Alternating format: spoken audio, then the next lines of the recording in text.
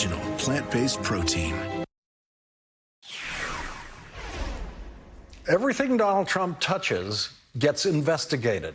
The social media company that Donald Trump announced he was creating months ago is now under investigation by the Securities and Exchange Commission and the Financial Industry Regulatory Authority because the biggest potential investor in Donald Trump's company may have violated SEC regulations in negotiations with the new Trump company. The new CEO of the new Trump company apparently will be Congressman Devin Nunes, who plans to quit the House of Representatives this month to join the Trump company, where he will once again be defending Donald Trump, just as he has in the House of Representatives. The names of individuals who have invested in the Trump company remain secret. Writing in Bloomberg Opinion, our next guest, Tim O'Brien, said it is important to know the names of those investors because anyone able to buy their way into Trump's good graces by plopping a bag of money on his desk could sway public policy, which makes Trump a national security threat. Joining us now are Tim O'Brien, senior columnist for Bloomberg Opinion. He is the author of the book Trump Nation. Also with us, John Hyland, an NBC News and MSNBC national affairs analyst and host of the Hell and High Water podcast from The Recount.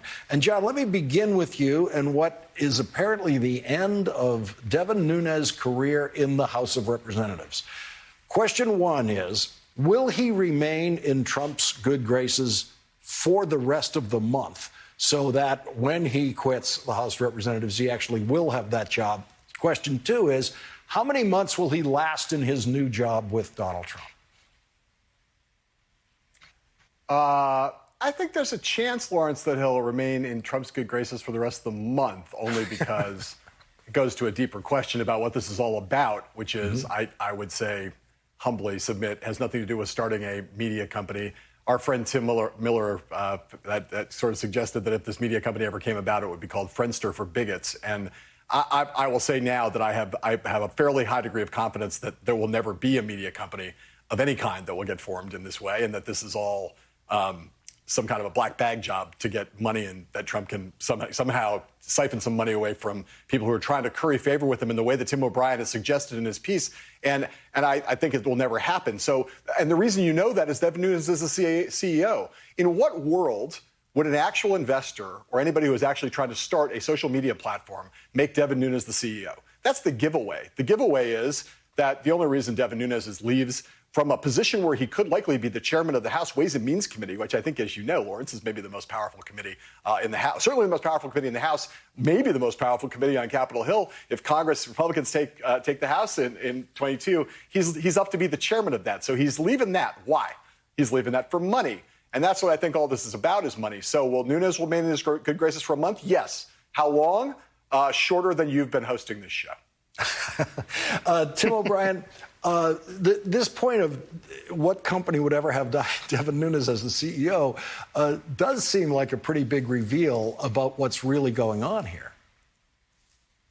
Well, it has all of the earmarks, Lawrence, of like a classic pump and dump scam. And it is rather amazing that the SEC is investigating this company before it's even opened its doors. The whole logic here is that Donald Trump's political and digital mojo is so potent that a number of hedge funds and a perhaps larger number of undisclosed investors have put a bunch of money into this on the idea that they, I think, then will ultimately separate a bunch of suckers from their wallets. If this ever gets up and running, I think their idea is that it could be competitive with Twitter or Facebook and would benefit from all of Trump's dexterity on social media. But the reality is they don't have a business plan. They have no financial projections. Devin Nunes' family ran a dairy farm. He has never run a media company.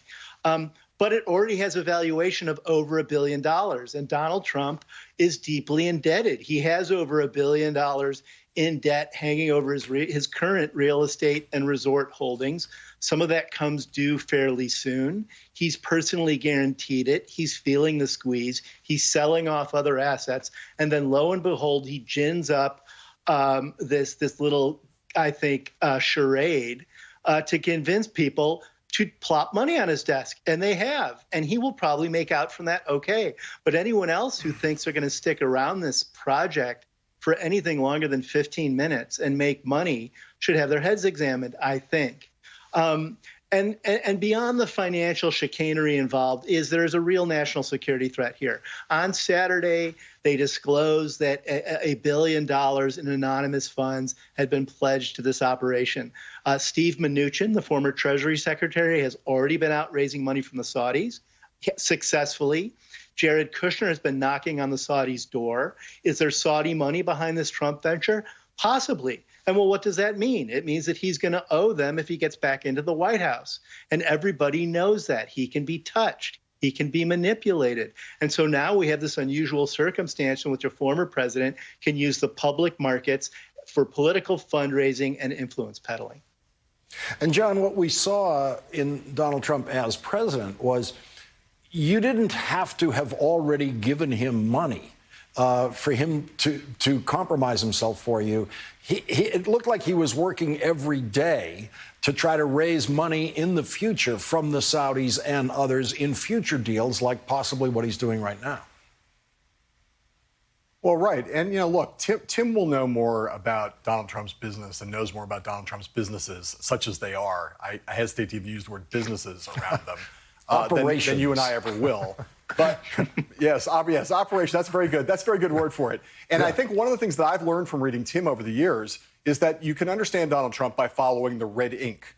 The debt problem always hangs over him. And whether it's in his political career or in his prior career as, again, we'll say an operator, if not a business person, that the debt he incurs, he's a debt magnet. He builds up debt. He manipulates debt. He's lived in red ink forever. And if you follow it and know how to read it like a Rorschach, you can figure out pretty much what he's up to. I gotta say, I study Tim's work on this. And if this company ever exists, it will be more like a laundromat, Lawrence, than it will be like a social media company. This is a laundromat. This is about how does the money that gets put into this firm allow Trump either to raise more money, raise further debt, service debt, somehow profiteer from this. And for the investors in it, I don't think they think there's any, I just can't believe there's a real serious person in a hedge fund anywhere who thinks that this is going to ever be a going concern. They are just trying to buy access, influence,